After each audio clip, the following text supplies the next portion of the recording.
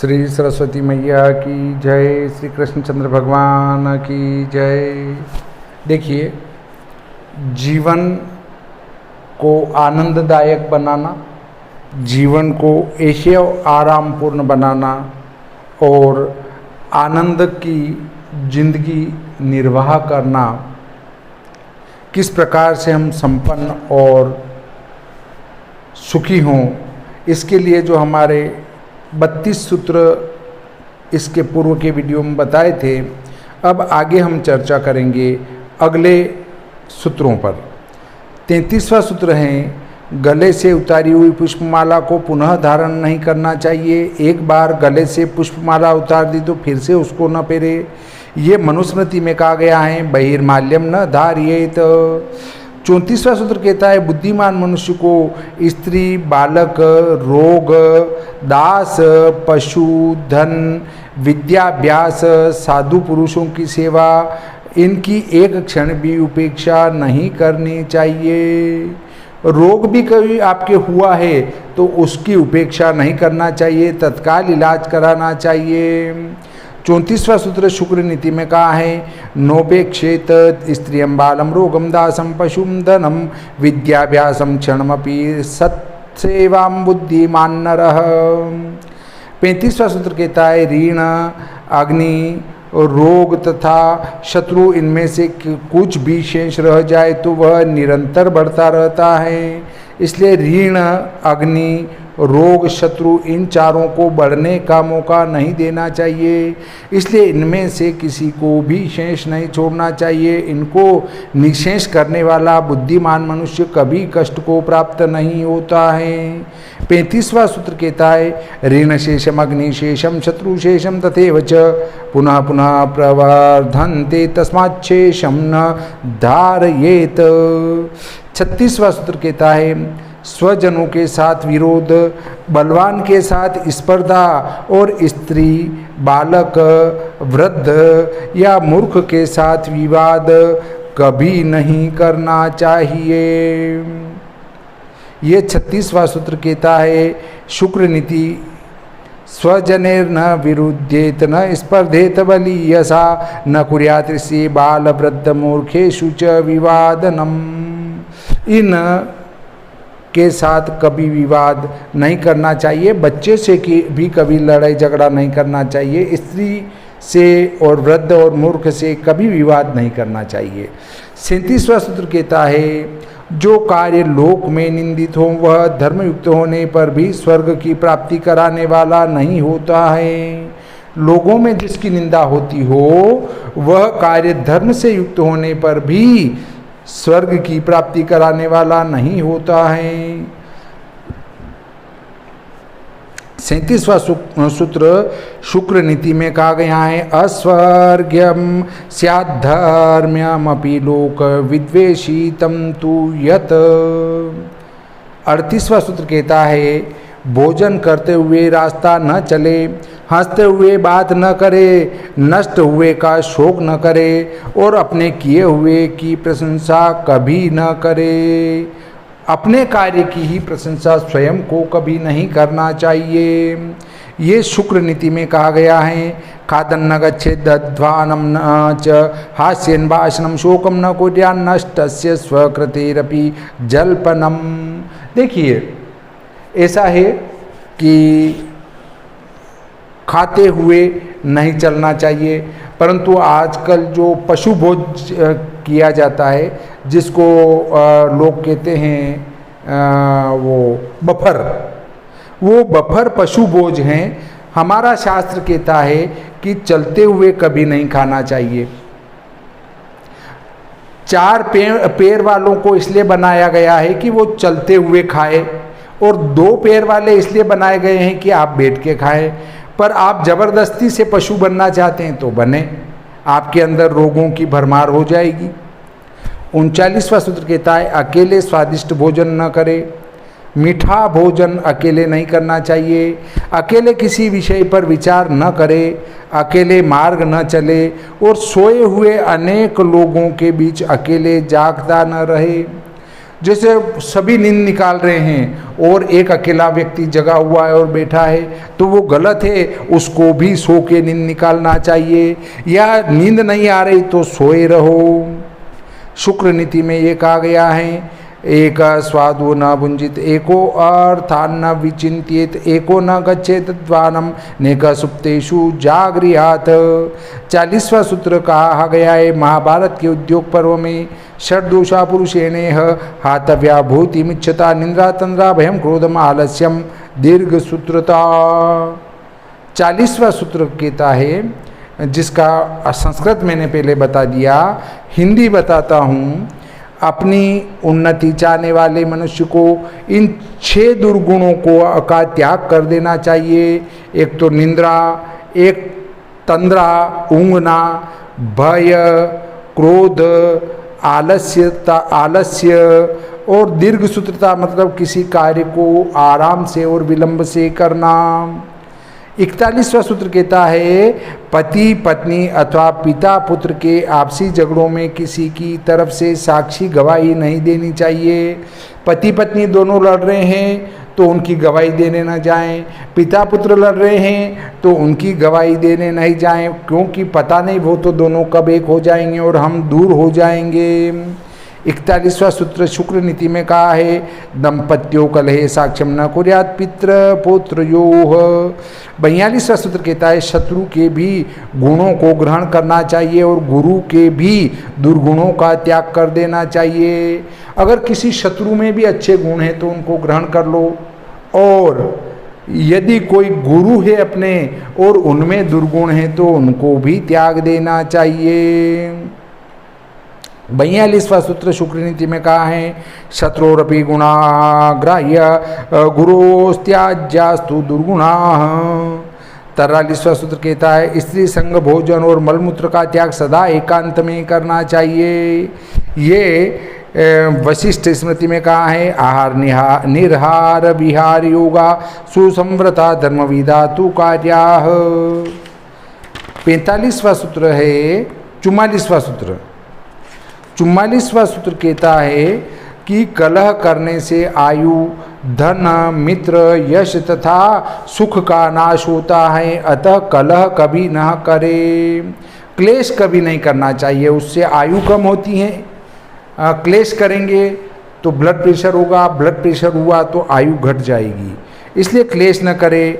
इससे धन भी नष्ट होता है, मित्र भी नष्ट होता है, यश नष्ट होता है, सुख का भी नाश हो जाता है।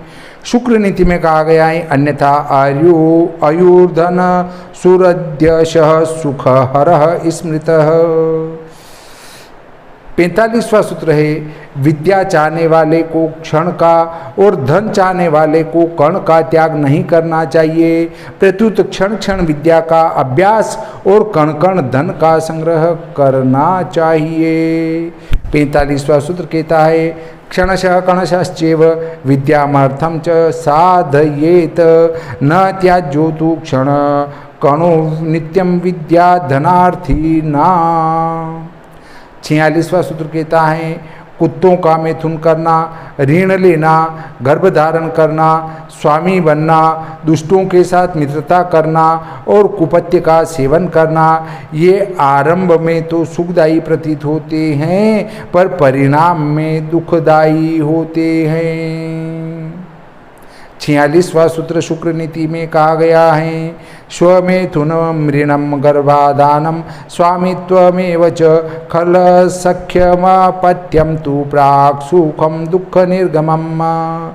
47वां सूत्र कहता है, हाथी, घोड़ा, बैल, बालक, स्त्री तथा तोता इनके जैसे शिक्षक होते हैं, उसके अनुसार ही ये संसर्गवश अच्छे या बुरे बन जाते हैं। हाथी, घोड़ा, बैल, बालक, स्त्री और तोता, इनको जैसे गुरु मिलते हैं ये वैसे ही बन जाते हैं। 47वां सूत्र शुक्र नीति में कहा गया है, हस्त्यश्व वृष बाल स्त्रीषु का नाम शिक्षको यथा तथा भवन्ति ते नित्यम संसर्ग गुण धारकाः। 48वां सूत्र, प्रकृति के अनुकूल न होने पर भी पथ्य का सेवन करना चाहिए और प्रकृति के अनुकूल होने पर भी कुपथ्य का सेवन नहीं करना चाहिए।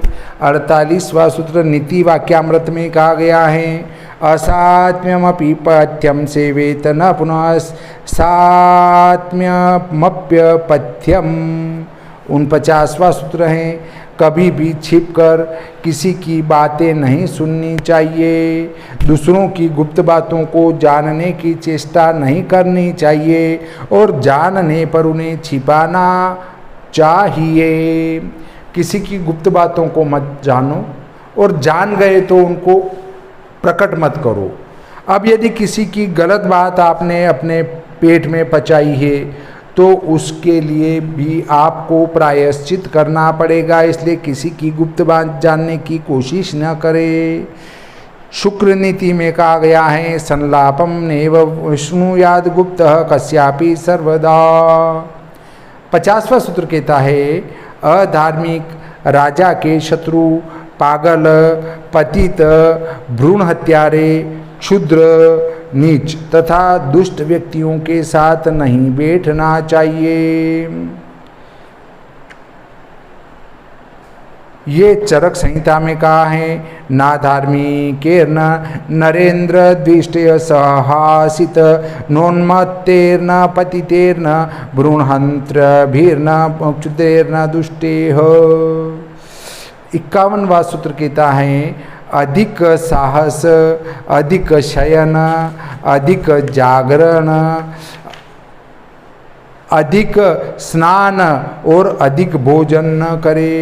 सारे कार्य अधिक नहीं करना चाहिए, एक बीच की राह वाले कार्य ही करना चाहिए। ये चरक संहिता में कहा है, न साहसाति स्वप्न प्रजागर स्नान पानान्या सेवेत। 52वां सूत्र कहता है, सोना, जागना, लेटना, बैठना, खड़े रहना, घूमना, घोड़े आदि की सवारी, दौड़ना, कूदना, लांघना, तैरना, विवाद करना, हंसना, बोलना, मैथुन और व्यायाम, इन्हें अधिक मात्रा में नहीं करना चाहिए। 52वां सूत्र सुश्रुत संहिता में कहा गया है, न स्वप्न जागरण, शयनासन, स्थान चंक्रमण, यान वाहन प्रधावन, लंघन प्लवन प्रतरण, हास्य भाष्य व्यवाय व्यायामादि नमोनुचिता नप्यस्ति सेवेत। 53वां सूत्र है, व्यायाम, रात्रि जागरण, पैदल चलना, मैथुन, हंसना और बोलना, इन्हें अधिक मात्रा में करने पर मनुष्य नष्ट हो जाता है। 53वां सूत्र अष्टांग हृदय सूत्र में कहा गया है, व्यायाम, जागरण, स्त्री हास्य भाष्यादि साहसम, गजम सिंह इवाकर्षण भजनति विनश्यति। 54वां सूत्र कहता है, मूढ़ चित्त वाला अधम मनुष्य बिना बुलाए ही भीतर चला आता है, बिना पूछे ही बहुत बोलता है और अविश्वसनीय मनुष्यों पर भी विश्वास करता है। ये 54वां सूत्र महाभारत उद्योग पर्व में कहा गया है, अनाहुत प्रविशति, अपृष्टो बहुभाषते, अविश्वस्ते विश्वसीति, मूढ़चेता नराधमः।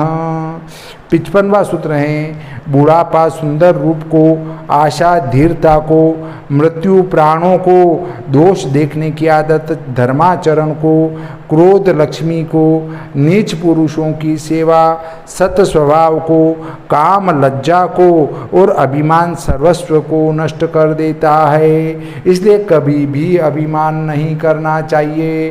बहुत सारे कड़क होकर घूमते रहते हैं, मेरे जैसा कोई नहीं है, तो वो सब गलत हैं। ये आपका कड़कपना तो एक दिन राख बन जाएगा, इसलिए उस राख के ऊपर क्यों इतना घमंड किया जावे। ये महाभारत के उद्योग पर्व में कहा गया है, जरा रूपम हरति ही धैर्यमाशा मृत्यु प्राणान धर्मचर्यामसूया क्रोध श्रियम शीलमनार्य सेवा हियम कामा सर्वमेवाभिमान। अभिमान जीवन में कभी नहीं करना चाहिए, क्योंकि कुछ भी साथ आने वाला नहीं है, सब कुछ नष्ट होने वाला ही है। देखिए 56वां सूत्र आता है, तिल, कुश और तुलसी ये 3 पदार्थ मरणासन व्यक्ति की दुर्गति को रोककर उसे सद्गति दिलाते हैं। 56वां सूत्र गरुड़ पुराण में कहा गया है, तिला पवित्रमतुलम दर्भाश्चापि तुलस्यपि निवारयन्ति चेतानि दुर्गतिम प्राप्त मातुरम।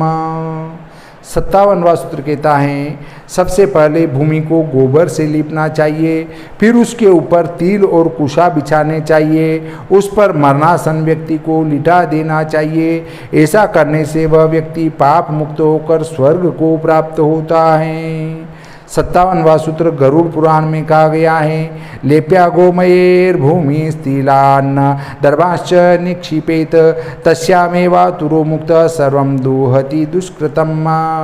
58वां सूत्र कहता है, यदि मरणासन व्यक्ति के प्राण न निकल रहे हों तो उस समय उसके हाथ से लवण का दान करवाना चाहिए। यदि कोई मृत्युशैया पर पड़ा हुआ है और उसके प्राण नहीं निकल रहे हैं तो उसके हाथ से नमक का दान करवा दो। 58वां सूत्र जो है वो गरुड़ पुराण में आया है, ब्राह्मणा क्षत्रियो वैश्य स्त्रीणाम शूद्रजनस्य च आतुरस्येदा प्राणान्न यन्ति वसुधा तले लवणं तु तदा देयं द्वारस्योद्घाटनं दिवः।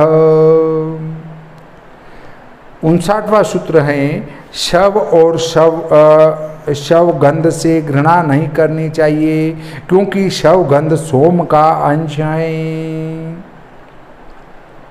कभी भी शव से और शव की दुर्गंध से घृणा नहीं करना चाहिए, क्योंकि वो सोम का अंश है।